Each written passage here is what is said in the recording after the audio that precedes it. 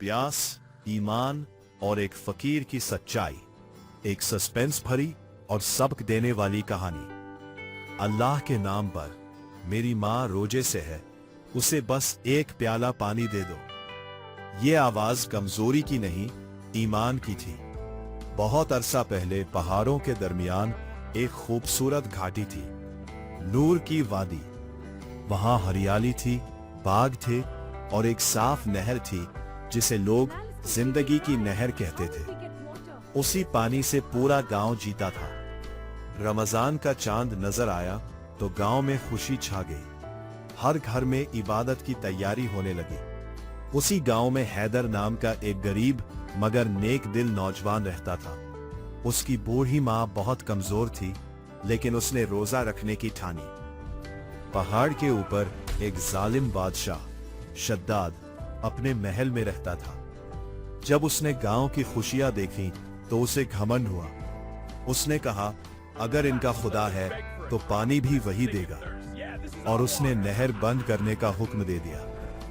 सुबह गांव वालों ने देखा, नहर सूख चुकी थी, प्यास फैल गई, बच्चे रोने लगे, बूढ़े बेबस हो गए। हैदर की मां की हालत बिगड़ गई। उसने सूखे होठों से कहा, बेटा पानी।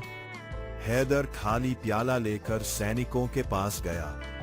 उसने विनती की, मगर सैनिक हंस पड़े। उन्होंने कहा, पानी चाहिए तो बादशाह को खुदा मानो। हैदर की आंखों में आंसू थे, मगर आवाज मजबूत थी, मैं अपने खुदा को नहीं छोड़ सकता। उसे धक्का देकर गिरा दिया गया। तभी वहां एक बूढ़ा फकीर आया। उसके चेहरे पर सुकून था। उसने सैनिकों से कहा, पानी बादशाह का नहीं, अल्लाह का है। उन्हें गुस्सा आया और दोनों को दरबार में ले जाया गया। दरबार में बादशाह ने कहा, झुको और पानी ले लो। फकीर मुस्कुराया, मैं सिर्फ अपने पैदा करने वाले के सामने झुकता हूं। बादशाह भड़क उठा। उसने हैदर को खौलते तेल के ऊपर लटकाने का हुक्म दिया। हैदर ने आंखें बंद कर ली और अल्लाह को पुकारा। अचानक ऊपर का बड़ा झूमर टूटकर गिरा और तेल का बर्तन उलट गया। हैदर सुरक्षित नीचे गिर पड़ा। दरबार में खामोशी छा गई। बादशाह ने तलवार उठाई और फकीर पर वार किया, लेकिन तलवार बीच में ही टूट गई। पहली बार उसके चेहरे पर डर था। गुस्से में उसने दोनों को सांपों वाली अंधेरी कोठरी में डाल दिया। चारों तरफ जहरीले सांप थे। हैदर कांप उठा, मगर फकीर नमाज में खड़ा हो गया। धीरे धीरे सांप शांत हो गए। वे फकीर के पास बैठ गए, जैसे किसी सच्चाई के गवाह हो। सुबह जब बादशाह देखने आया तो दोनों जिंदा थे और सांप खामोश। उसका घमंड टूट गया। वह समझ गया कि असली ताकत उसके ताज में नहीं है। उसने नहर खोलने का हुक्म दिया। पानी फिर बहने लगा। गांव में जिंदगी लौट आई। फकीर जाने लगा तो हैदर ने पूछा, बाबा ये सब कैसे हुआ? फकीर ने कहा, जब भरोसा सच्चा हो तो मदद जरूर आती है। अल्लाह अपने बंदों को कभी अकेला नहीं छोड़ता। सबक यह है, जुल्म ज्यादा देर नहीं टिकता, ईमान हारता नहीं, सब्र के बाद रहमत आती है, और असली ताकत ताज में नहीं, सच्चाई और यकीन में होती है।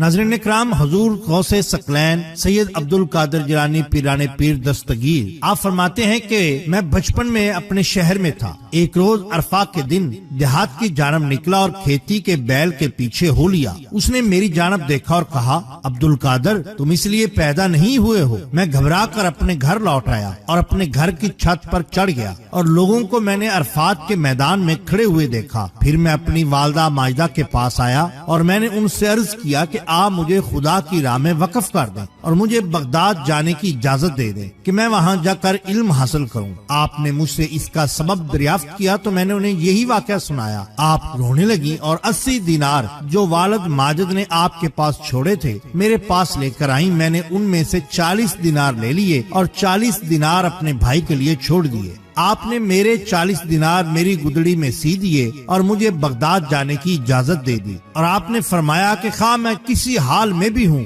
سچ بولوں۔ میں چلا، میری والدہ مجھے باہر تک رخصت کرنے آئی، پھر فرمایا اے فرزند، میں محض اللہ تعالیٰ کی وجہ سے تمہیں اپنے پاس سے جدا کرتی ہوں، اب مجھے تمہارا منہ قیامت ہی کو دیکھنا نصیب ہوگا۔ فرماتے ہیں پھر میں آپ سے رخصت ہو کر ایک چھوٹے سے قافلہ کے ساتھ جو بغداد جا رہا تھا اس کے ساتھ ہو لیا۔ جب ہم ہمدان سے گزر کر ایک ایسے مقام پر پہنچے جہاں کیچڑ بکثرت تھی تو ہم پر 60 ڈاکو سوار ٹوٹ پڑے اور انہوں نے قافلے کو لوٹ لیا، اور مجھ سے کسی نے بھی کوئی کچھ نہ پوچھا، مگر تھوڑی دور سے ایک شخص میری طرف لوٹا، کہنے لگا کیوں تیرے پاس بھی کچھ ہے؟ میں نے کہا ہاں میرے پاس 40 دینار ہیں۔ اس نے کہا پھر وہ کہاں ہیں؟ میں نے کہا میری گدڑی میں، میری بغل کے نیچے سلے ہوئے ہیں۔ اس نے سمجھا میں اس کے ساتھ مذاق کر رہا ہوں، اس لیے مجھے چھوڑ کر چلا گیا۔ اس کے بعد میرے پاس دوسرا شخص آیا، جو کچھ مجھ سے پہلے شخص نے پوچھا تھا وہی اس نے پوچھا، میں نے بھی وہی جواب دیا جو پہلے کو دیا تھا، وہ بھی مجھے چھوڑ کر چلا گیا۔ اس کے بعد ان کا سردار آیا اور کہنے لگا اسے لے کر میرے پاس آؤ، چنانچہ مجھے ان ڈاکوؤں کے سردار کے پاس لے گئے۔ اس وقت یہ لوگ ایک ٹیلے پر بیٹھے ہوئے تھے، قافلے کا مال آپس میں تقسیم کر رہے تھے۔ ان کے سردار نے مجھ سے پوچھا سچ بتا بچہ تیرے پاس کیا ہے؟ میں نے کہا 40 دینار۔ اس نے کہا وہ کہاں ہے؟ میں نے کہا میری بغل کے نیچے گدڑی میں سلے ہوئے ہیں۔ اس نے میری گدڑی کو ادھیڑنے کا حکم دیا تو میری گدڑی ادھڑ گئی اور اس میں سے 40 دینار باہر نکل آئے۔ اس نے مجھ سے پوچھا کہ تمہیں ان کا اقرار کرنے پر کس چیز نے مجبور کیا؟ تم نے جھوٹ کیوں نہ بولا؟ میں نے کہا میری والدہ ماجدہ نے مجھے سچ بولنے کی تاکید کی تھی کہ جیسے بھی حال ہوں میں ہمیشہ سچ بولوں، اس لیے میں نے اپنی ماں کو حکم نہیں ٹالا۔ راہزنوں کا سردار میری یہ گفتگو سن کر رونے لگا، کہنے لگا تم اپنی والدہ ماجدہ سے کیا گیا عہد نہیں توڑ سکتے، اور میری عمر گزر گئی کہ میں اس وقت تک اپنے پروردگار سے یہی عہد شکنی کر رہا ہوں اور ڈاکے مارتا ہوں۔ پھر ڈاکوں کے سردار نے میرے ہاتھ پر توبہ کی، پھر اس کے سب ہمرائی بھی اس سے کہنے لگے کہ تو لوٹ مار میں ہم سب کا سردار تھا، اب توبہ کرنے میں بھی تم ہمارا سردار ہی ہے۔ ان سب نے بھی میرے ہاتھ پر توبہ کر لی اور سب نے قافلے کا سارا مال واپس کر دیا۔ یہ پہلا واقعہ تھا کہ لوگوں نے میرے ہاتھ پر توبہ کی۔ بغداد کے مسافر میرا سلام کہنا، رو رو کے مرشدی سے میرا پیام کہنا، یا پیر غوث اعظم قسمت کھلے گی کس دم، آئے گا کب یہ در پر تیرا غلام کہنا، بغداد والے مرشد در پر بلا لے مرشد، دیکھیں تیری گلی یہ صبح و شام کہنا۔ بالکل اسی طرح بیان کیا جاتا ہے کہ ایک بار ایک شخص چوری کی نیت سے آپ کے گھر میں داخل ہوا، جب باہر نکلنے کا ارادہ کیا تو جدھر دیکھتا تھا اس طرف اسے عجیب و غریب قسم کے جانور نظر آتے تھے۔ لاچار ایک کونے میں چھپ کر بیٹھ گیا۔ تھوڑی دیر کے بعد جب دوبارہ اٹھنے کا ارادہ کیا تو پتہ چلا کہ اندھا ہو چکا ہے۔ اسی اثنا میں حضرت خضر علیہ السلام، حضور غوث ثقلین پیران پیر دستگیر سید عبد القادر جیلانی رحمۃ اللہ تعالی کے پاس ایک ابدال کی انتقال کی خبر لائے اور اس کی جگہ کسی کو مقرر فرمانے کو کہا۔ آپ رحمۃ اللہ تعالی نے اس چور کو اپنے سامنے بلوایا اور وہ آپ کی ایک ہی نظر سے نہ صرف تندرست ہو گیا بلکہ ابدال کے منصب تک جا پہنچا۔ آپ رحمت اللہ تعالی نے اس کو فوت ہونے والے ابدال کی جگہ مقرر کیا اور فرمایا کہ یہ بات مروت سے دور تھی کہ ایک شخص میرے گھر میں آتا اور کچھ لیے بغیر چلا جاتا۔ ایک دفعہ دریائے دجلہ میں خوفناک سیلاب آیا اور پانی دریا کے کناروں سے اچھل کر بغداد کی طرف بہنے لگا۔ اہل بغداد گھبرا اٹھے اور سیدنا غوث اعظم کی خدمت میں حاضر ہو کر دعا کے خواستگار ہوئے۔ حضرت نے اسی وقت اپنا عصا لیا اور لوگوں کے ساتھ چل پڑے۔ دریا کے کنارے پہنچ کر اپنا عصائے مبارک وہاں گاڑ دیا اور فرمایا بس یہیں رک جاؤ۔ آپ کا اتنا فرمانا تھا کہ طغیانی تھم گئی اور سیلاب کا پانی اترنا شروع ہو گیا، حتیٰ کہ دریا کے کناروں کے اندر اپنی اصل حد پر بہنے لگا۔ ایام محرم سن 559 ہجری میں ایک دن سیدنا غوث اعظم اپنے مہمان خانہ میں تشریف فرما تھے۔ 300 کے قریب لوگ بھی آپ کی خدمت میں حاضر تھے۔ یکایک آپ اٹھ کر مہمان خانہ سے باہر تشریف لے گئے اور تمام لوگوں کو باہر آنے کے لیے پکارا۔ سب لوگ دوڑ کر باہر آئے۔ ان کا باہر آنا تھا کہ اس مکان کی چھت دھڑم سے گر پڑی۔ آپ نے فرمایا میں بیٹھا تھا کہ مجھے غیب سے اطلاع دی گئی کہ اس مکان کی چھت گرنے والی ہے، چنانچہ میں باہر آ گیا اور آپ لوگوں کو بھی اپنے پاس بلا لیا کہ کوئی اس کے نیچے آ کر زخمی یا فوت نہ ہو جائے۔ ایک دفعہ رات کے وقت عباسی خلیفہ یوسف آپ کی مجلس میں حاضر ہوا اور سلام کر کے مؤدبانہ بیٹھ گیا۔ اس کے ہمراہ 10 غلام اشرفیوں کی تھیلیاں اٹھائے کھڑے تھے۔ خلیفہ نے یہ اشرفیاں آپ کی خدمت میں پیش کی۔ آپ نے قبول کرنے سے انکار کر دیا۔ خلیفہ نے بہت منت سماجت کی۔ آخر آپ نے ایک تھیلی دائیں ہاتھ میں پکڑی اور ایک بائیں میں، پھر دونوں کو دبایا۔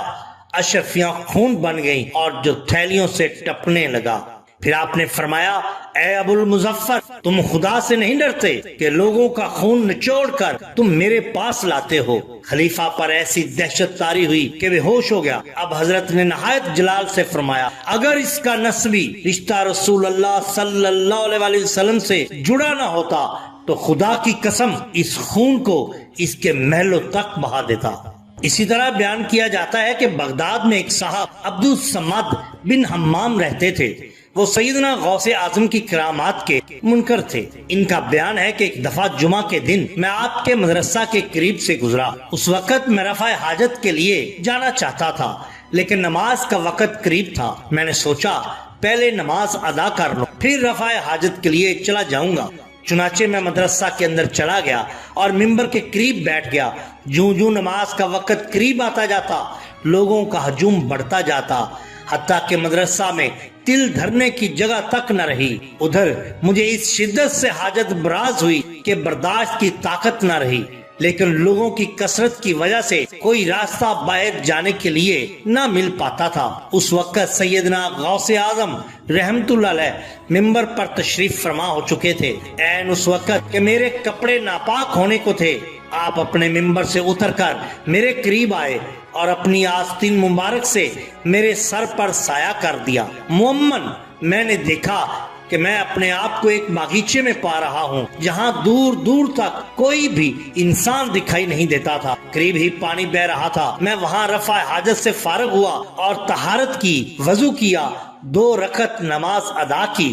اس وقت آپ نے اپنی آستین مبارک میرے سر سے ہٹا لی اور یہ دیکھ کر میری عقل چکرا گئی کہ میں اسی ہجوم جہاں پر میں مسجد کے بیچ میں بیٹھا تھا موجود ہوں اور منبر میرے سامنے ہے۔ حالانکہ اس باغیچہ میں کیے گئے وضو کی نمی اب تک مجھے محسوس ہو رہی تھی۔ شیخ ابو عبداللہ محمد بن ابی الفتح کا بیان ہے کہ 540 ہجری میں سیدنا غوث اعظم سرکار رحمت اللہ علیہ کی خدمت میں بیٹھا تھا کہ مجھے چھینک آئی اور بلغم منہ سے نکل پڑی۔ مجھے شرم محسوس ہوئی کہ شاید حضرت کو کراہت محسوس ہوئی ہو۔ میں شرم سے سر چکائے ہوئے تھا کہ آپ نے فرمایا، محمد کوئی مذائقہ نہیں، آج کے بعد نہ تھوک اور بلغم ہوگا اور نہ ریٹ ہوگی۔ اس واقعہ کے بعد شیخ محمد مدت تک زندہ رہے، پورے 137 برس عمر پائی، لیکن اس دن کے بعد نہ کبھی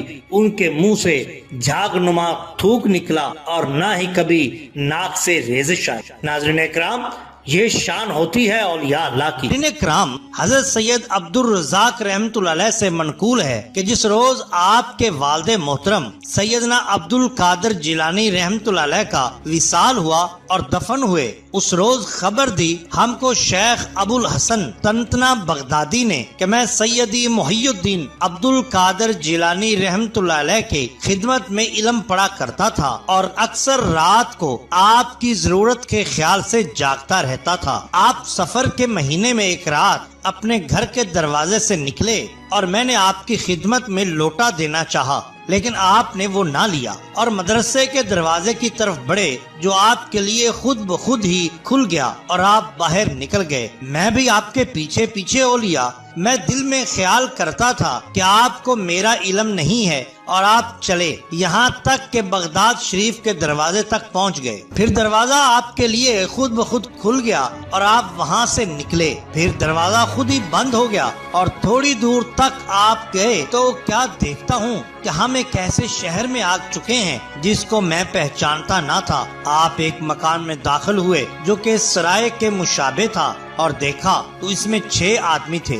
سب نے آپ کو سلام کہا اور میں وہاں سے ایک ستون کی آڑ میں کھڑا ہو گیا۔ میں نے اس مکان کی ایک جانب سے رونے کی آواز سنی. تھوڑی دیر بعد یہ آواز بند ہو گئی اور ایک مرد آیا اور اس طرف گیا جہاں رونے کی آواز سنی تھی. پھر وہ نکلا اس حال میں کہ اس نے اپنے کندھے پر ایک شخص کو اٹھایا ہوا تھا. ایک شخص داخل ہوا جس کا سر ننگا تھا, اس کی مونچھوں کے بال لمبے تھے. وہ حضرت شیخ رحمت اللہ علیہ کے سامنے بیٹھ گیا. آپ نے اس کو کلمہ شہادت پڑھایا اور اس کے سر اور مونچھوں کے بال کتروائے. اس کو ٹوپی پہنائی اور اس کا نام محمد رکھا اور ان لوگوں سے کہا کہ مجھے حکم دیا گیا ہے یہ شخص اس مرحوم کے بدلے مقرر کیا جائے. ان سب نے کہا بہت بہتر جناب. پھر حضرت شیخ رحمت اللہ علیہ نکلے اور ان لوگوں کو وہی چھوڑا اور میں آپ کے پیچھے پیچھے ہو لیا یہاں تک کہ ہم بغداد شریف کے دروازے تک پہنچ گئے تو وہ پہلے کی طرح خود بخود کھل گیا. پھر آپ مدرسے میں آئے, اس کا دروازہ بھی ایسے ہی کھلا. پھر آپ اپنے گھر میں داخل ہو گئے. صبح ہوئی تو حسب معمول میں حضرت شیخ رحمت اللہ علیہ کی خدمت اقدس میں پڑھنے کے لیے بیٹھا, مگر آپ کی ہیبت کی وجہ سے نہ پڑھ سکا. میں نے آپ کو قسم دی کہ جو میں نے حال رات کو دیکھا تھا بس اس کے بارے میں واضح طور پر بیان فرما دیجئے. سیدنا غوث اعظم رحمت اللہ علیہ نے فرمایا وہ شہر نہاوند تھا اور تم نے جو 6 آدمی دیکھے وہ ابدال تھے. جس کے رونے کی آواز سنی وہ 7واں ابدال تھا جو بیمار تھا. جب اس کی موت قریب آئی میں اس وقت آیا اور جو شخص اس کے کندھے پر اٹھا کر باہر لے گیا تھا اور وہ ابو عباس خضر علیہ السلام تھے. اس کو باہر اس لیے لے گئے تھے کہ غسل کفن دفن کا انتظام کریں. جس شخص کو میں نے کلمہ شہادت پڑھایا وہ قسطنطنیہ کے رہنے والا ایک شاطر عیسائی تھا. مجھے حکم دیا گیا تھا کہ وہ اس فوت ہونے والے کے بدل اور قائم مقام بن جائے. اس کو بلایا گیا اور وہ میرے ہاتھ پر مسلمان ہوا. اب وہ ان میں سے ایک ہے, یعنی وہ اب 7واں ابدال ہے. حضرت شیخ محی الدین رحمت اللہ علیہ نے مجھ سے عہد لیا کہ یہ واقعہ آپ کی حیات ظاہری میں کسی سے نہ ظاہر کروں. محترم ناظرین, یہ واقعہ حجت الاسرار صفحہ نمبر 207 سے لیا گیا ہے. چوروں کو کتب بنانا سیدنا غوث اعظم رحمت اللہ علیہ کی روشن کرامات میں سے ایک کرامت ہے. مندرجہ بالا کرامت میں آپ نے عیسائی کو کتب بنا دیا مسلمان کر کے. یہ اس سے بھی عجیب اور عظیم کرامات میں سے ایک کرامت ہے. یہاں سے یہ بھی پتہ چلتا ہے کہ جب کوئی ابدال فوت ہو جاتا ہے تو اس کا بدل فوراً مقرر کر دیا جاتا ہے, اور مقرر کرنے والے کیسے ہوتے ہیں اس کی شان آپ نے دیکھ ہی لی. اعوذ باللہ من الشیطان الرجیم. پناہ مانگتا ہوں میں اللہ کی شیطان مردود سے. بسم اللہ الرحمن الرحیم. شروع اللہ کے نام سے جو بڑا مہربان نہایت رحم والا ہے. नाजरीन, यह एक ऐसे वाक़ये की दास्तान है जिसमें हक और बातिल आमने सामने आए और नतीजा ऐसा निकला कि सदियों तक याद रखा गया. बहुत पुराने ज़माने में एक वीरान और झुलसती हुई वादी थी जिसे लोग वादी शराब कहते थे, मगर असल में वह मौत की बस्ती बन चुकी थी. वहाँ जिंदगी का सिर्फ एक सहारा था, एक पुराना गहरा कुआं. लेकिन उस कुएं पर एक खौफनाक काले नाग का पहरा था और उस नाग का मालिक था जादूगर कालनाग. वह लोगों से सोना चांदी लेकर ही पानी देता और जो इनकार करता उसके लिए मौत तय थी. डर ने पूरे गांव को उसका गुलाम बना दिया था. एक दिन उसी बस्ती में अल्लाह के वली शहनशाह बगदाद सैयदना शेख अब्दुल कादिर जिलानी रहमतुल्लाह अलैह अपने चंद शागिर्दों के साथ तशरीफ लाए. आपने लोगों की हालत देखी, उनके दिलों में बसे डर को पहचाना और समझ लिया कि यहाँ प्यास सिर्फ जिस्म की नहीं रूह की भी है. जब आपने कालनाथ को ललकारा और कुएं की तरफ बढ़े तो उसने अपने नाग को हमला करने का हुक्म दिया, लेकिन अल्लाह के हुक्म से वह नाग वहीं थम गया और शहनशाह बगदाद के कदमों में झुक गया. उसी लम्हे लोगों की आंखों से वह झूठा डर उतरने लगा. आपने फरमाया कि नफा नुकसान का मालिक सिर्फ अल्लाह है, न कोई सांप न कोई जादूगर. कालनाथ ने हार मानने की जगह नई चाल चली. उसने कुएं में जहर डाल दिया ताकि लोग फिर डर जाएं, मगर शहनशाह बगदाद ने अल्लाह के नाम से वुजू का पानी कुएं में डाला और देखते ही देखते वह जहरीला पानी फिर से साफ और मीठा हो गया. यह मंजर देखकर लोगों के दिलों में यकीन की लौ जल उठी. रात को कालनाथ ने काली ताकतें भेजी. मगर अजान और कुरान की सदा ने पूरे गांव को नूर के हिसार में ले लिया। अंधेरा हार गया और उजाला छा गया। उसी रात बहुत से लोग पहली बार अल्लाह की वहदानियत से वाकिफ हुए। सुबह कालनाग धोखे के नए लिबास में आया, झुका, रोया और माफी मांगी। वह जाहिर में बदल चुका था, मगर दिल में जहर अब भी बाकी था। शहनशाह बगदाद उसकी चाल समझ चुके थे, क्योंकि जब शैतान खुलकर हार जाता है तो अक्सर दोस्त बनकर वार करता है। यह वाकया सिर्फ एक गांव की कहानी नहीं, बल्कि यह पैगाम है कि जब इंसान अल्लाह पर यकीन कर ले तो सबसे बड़ा जादू, सबसे गहरी साजिश और सबसे डरावना अंधेरा भी उसे नुकसान नहीं पहुंचा सकता। हक जब सामने आता है तो बातिल खुद ब खुद मिट जाता है। अल्लाहु अकबर, अल्लाहु अकबर, अशहदु अन ला इलाहा इल्ला।